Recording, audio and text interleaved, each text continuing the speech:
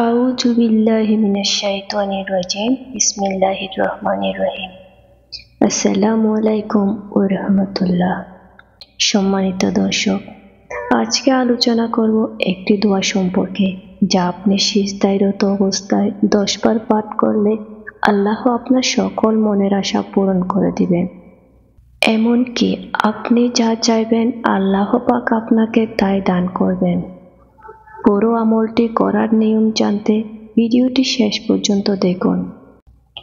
আমাদের এই সমাজে কে না চায় যে আমার চাওয়া পাওয়াগুলো পূরণ হোক। সবাই চায় আমি আল্লাহ তাআলার কাছে যা চাইব তিনি যেন তা পূরণ করেন। সবাই চায় আল্লাহ তাআলার প্রিয় বান্দা বান্দি হতে। এই জন্য সমাজে সকল মাখলুকাতের আশা আকাঙ্ক্ষাগুলো আল্লাহ সুবহানাহু ওয়া তাআলা পূরণ করে থাকেন।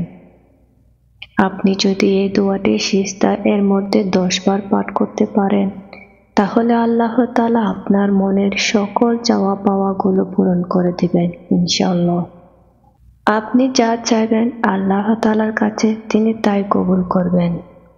সম্মানিত দর্শক, এর জন্য আপনার মনের মধ্যে যথেষ্ট পরিমাণ ইয়াকিন ও ইখলাস থাকতে হবে এবং নিয়ম জেনে এবং তা মেনে আমলটি করতে হবে।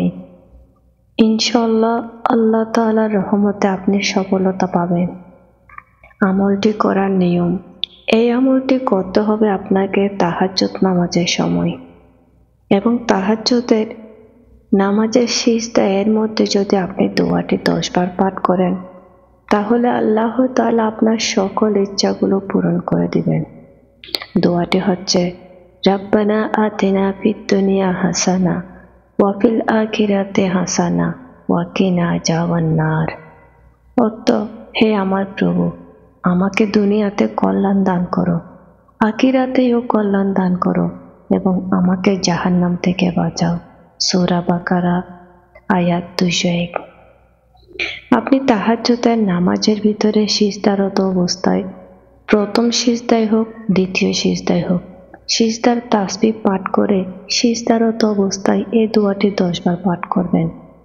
10 বার পাঠ করে আপনি নামাজ শেষ করে কয়েকবার আস্তাগফিরুল্লাহ, কয়েকবার দুরূদ শরীফ পড়ে তারপর আল্লাহর কাছে হাত তুলে দোয়া করবেন।